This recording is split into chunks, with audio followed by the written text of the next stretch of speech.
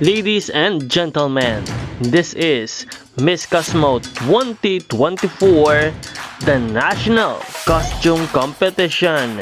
And now, for this video, let's watch the audience view of the National Costume Performance of Maria Atisa Manalo from the Philippines.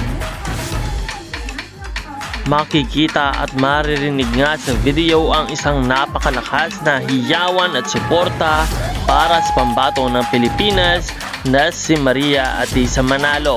Sino nga ba naman ang hindi ma-amaze sa kanyang napakagandang performance at bagay na bagay sa kanyang national costume na Jezebel inspired national costume.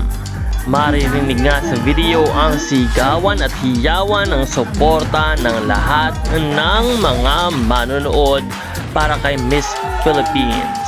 Nakakamangha at talaga namang nakaka-proud.